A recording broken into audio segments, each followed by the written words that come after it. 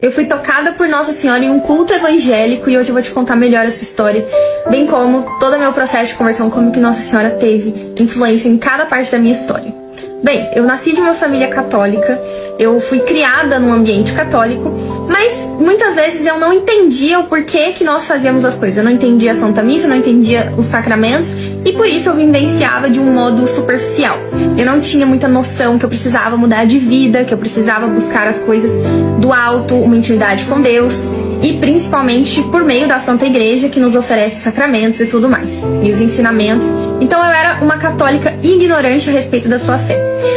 Com isso, com o início da adolescência, é claro que aquela fase de dúvidas, aquela fase de rebeldia, eu quis também participar dessa rebeldia. E aos 15 anos, eu me envolvi com um jovem que era protestante de uma religião evangélica.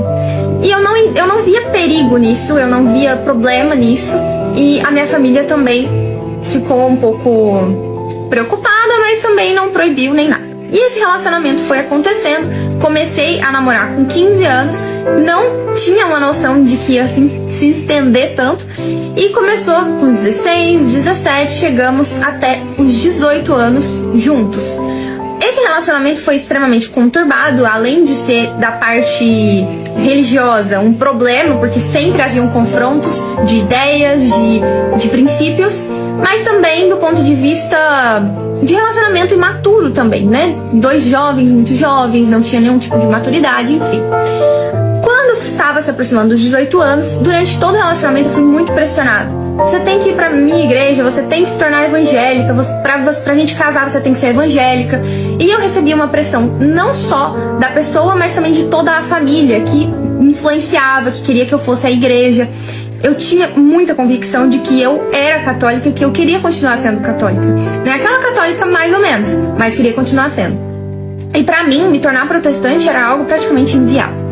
Chegando próximo aos 18 anos, como eu tinha um relacionamento muito imaturo, eu coloquei esse relacionamento num pedestal. E a família começou a pressionar ele que eu precisaria ir à igreja deles. E aí, o que eu fiz?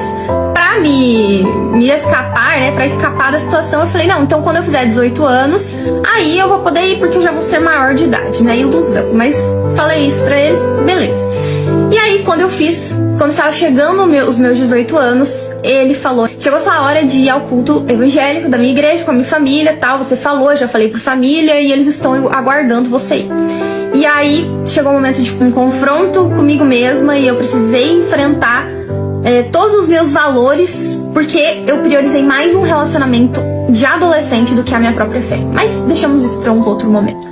E eu resolvi ir a um culto protestante, dizendo pra ele que se eu iria, mas que se eu não gostasse, eu nunca mais iria, não ia me tornar evangélica.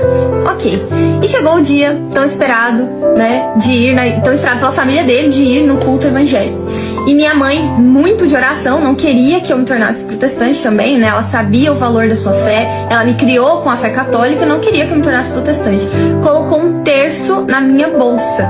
E eu nem fiquei sabendo dessa história e fui pro culto protestante. Chegando lá, adivinhem qual era a passagem que Nossa Senhora preparou para esse culto? Gente, um ambiente que não acreditam na intercessão da Santíssima Virgem Maria. Um ambiente que rejeitam que Maria é mãe de Deus, que rejeitam os dogmas marianos, que rejeitam a Virgem Maria.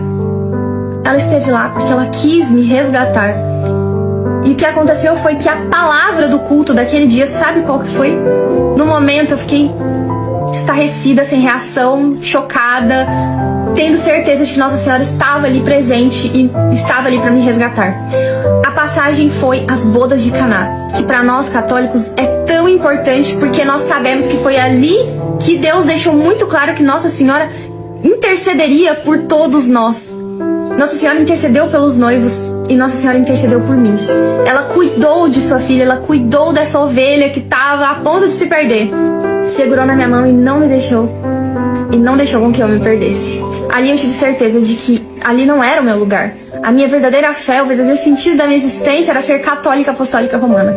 E assim eu me dediquei aos conhecimentos da fé, terminei o relacionamento, obviamente, porque a família não me aceitaria e também o relacionamento entre pessoas que pensam tão diferente dificilmente dá certo. Eu sei que em alguns casos dá, mas pra mim não daria, porque eu não estava disposta a abrir nenhum dos meus valores e princípios inegociáveis, que era a minha fé, a minha religião.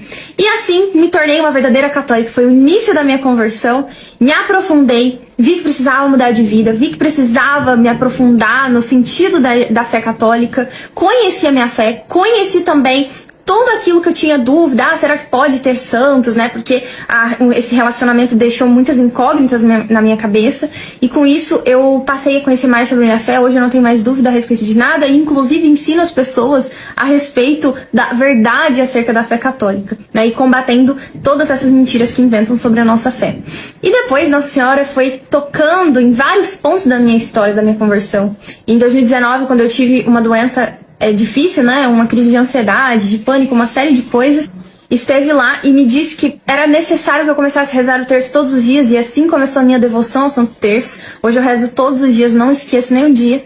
E depois teve um episódio incrível também, que foi quando eu me consagrei à Santíssima Virgem pelo método de São Luís Maria Grignon de Montfort, onde eu, de fato, me tornei escrava da Virgem Maria, né? Escrava de Cristo pelas mãos dela, porque toda a devoção mariana é cristocêntrica. Nós somos devotos de Maria porque amamos Jesus Cristo e ela nos leva perfeitamente a Jesus, porque ela foi a criatura mais obediente, a criatura que mais soube amar a Jesus, né, e a Deus. Então nós usamos a Virgem Maria como nosso exemplo e pedimos a sua intercessão para que ela nos leve a Ele também.